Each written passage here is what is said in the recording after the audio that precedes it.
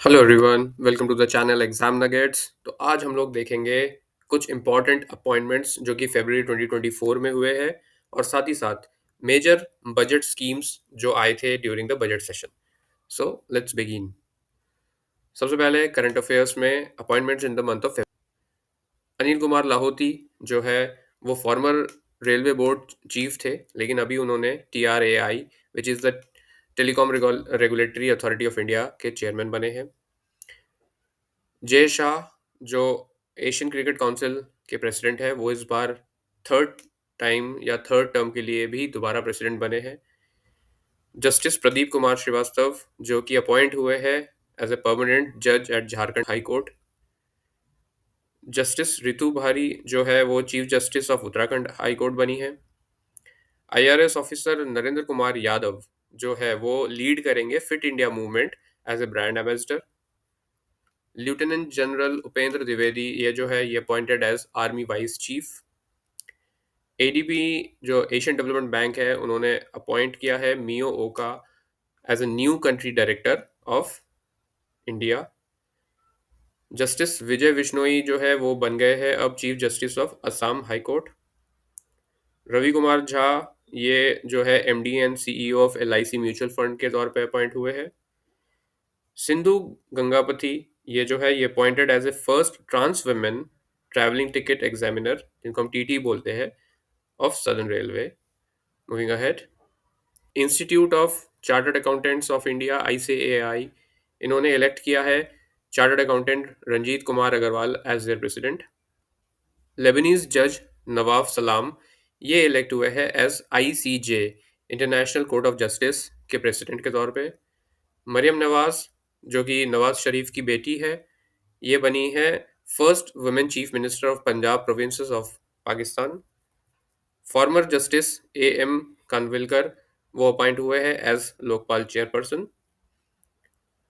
संजय कुमार जैन ये इन्होंने अज्यूम किया है charge of CMD of IRCTC। Shubman Gill को बनाया गया है Punjab state icon for Lok Sabha polls. और वर्ल्ड गोल्ड काउंसिल ने अपॉइंट किया है Sachin Jain as their CEO chief executive officer. Now moving to the next part which is the list of the government schemes जो कि प्रपोज किए गए थे ड्यूरिंग द बजट 2024 सेशन। सबसे पहले विकसित भारत बाई 2047। ये एक बहुत बड़ा एक ऑब्जेक्टिव है। इसके तहत सेंट्रल गवर्नमेंट ने ये ऑब्जेक्टिव रखा है कि बाई 2047 इंडिया को एक डेवलप्ड एंटिटी या डेवलप्ड कंट्री बनाना है। और उसको अचीव करने के लिए बहुत सारे वर्टिकल्स हैं जैसे कि इकोनॉमी हो गया, एनवायरनमेंट हो गया, गुड गवर्नेंस, सोशल प्रोग्रेस, इन सबको एक होलिस्टिकली डेवलप करना है।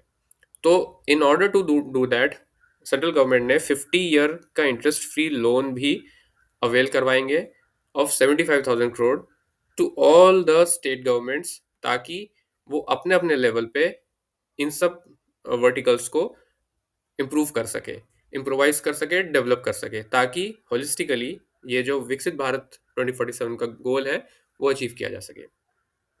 Now moving to the next one which is a rooftop solarisation scheme. इन्होंने लॉन्च किया है एक रूफटॉप सोलर स्कीम और इसका नाम है PM सूर्योदय योजना, जिसके तहत कि 300 यूनिट्स ऑफ फ्री इलेक्ट्रिसिटी दी जाएगी to 1 crore households through rooftop solarisation. मतलब जो भी अपने रूफटॉप पे सोलर पैनल्स का सेटअप करेगा उनको 300 यूनिट्स ऑफ इलेक्ट्रिसिटी पर मंथ फ्री दी जाएगी।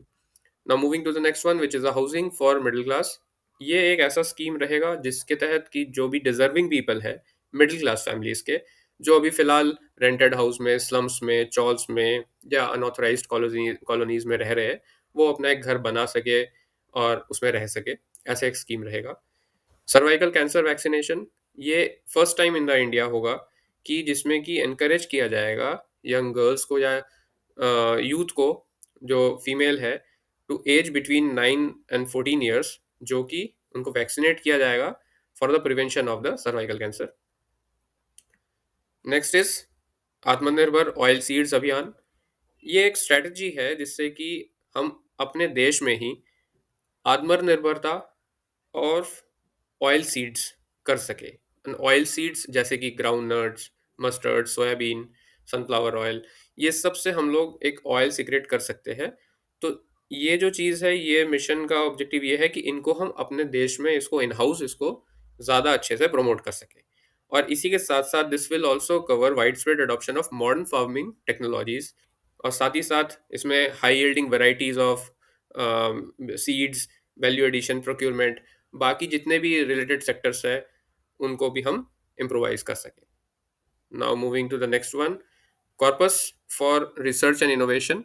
इसमें सेंट्रल गवर्नमेंट ने ये कमिट किया है कि एक लॉन्ग टर्म फाइनेंसिंग और refinancing with long tenors and nil और लो इंटरेस्ट रेट के साथ ये लोग लोन प्रोवाइड करेंगे या फाइनेंसिंग करेंगे, जिससे कि एनकरेज किया जाए प्राइवेट सेक्टर्स को to scale up their innovation and research. मतलब कि जो प्राइवेट सेक्टर है, छोटे छोटे जो प्राइवेट सेक्टर्स अभी आ रहे हैं, या यूनिकॉर्न्स है, या फिर जो ऑलरेडी स्टैब्लिश्ड मार्केट्स है, उनको ये मोटिवेट कर सके ताकि, या प्रमोट कर सके ताकि ये लोग अपने लेवल पे भी रिसर्च को बढ़ाए। Scheme for bio manufacturing and bio foundry, इसके तहत जो एनवायरनमेंट फ्रेंडली ऑल्टरनेटिव्स है, such as bio plastics, biodegradable polymers, bio agri inputs and bio pharmaceuticals, government अभी इनको प्रमोट कर रही है ताकि हम जो रेगुलर प्लास्टिक्स यूज कर रहे हैं या नॉन बायोडिग्रेडेबल प्लास्टिक यूज कर रहे हैं, उनको हम रिप्लेस कर सके through these items. Now moving to the blue economy 2.0, इसके तहत ये जो है एक स्कीम है for the adoption and restoration measures, coastal aquaculture and mariculture with an integrated and multi-sectoral approach to promote climate resilient activities for blue economy। मतलब कि इसमें ऐसे स्कीम्स बनाए जाएंगे जिससे कि अडेप्टेशन एंड रिस्टोरेशन मेजर्स को ज़्यादा प्रमोट किया जाएगा for the blue economy. And blue economy is related to the water, मतलब कि जो भी हम लोग बिजनेस कर रहे हैं या जो भी हम लोग रेवेन्यू करेंगे through which comes through the water. Dairy development, dairy development होता है a comprehensive program for supporting dairy farmers, और इसके तहत जो भी है, जो एनिमल के जो डिफरेंट डिजीजेस है such as foot and mouth diseases, उनको भी ये प्रिवेंट कर सके। If you do like the video, please subscribe the channel and thank you for watching.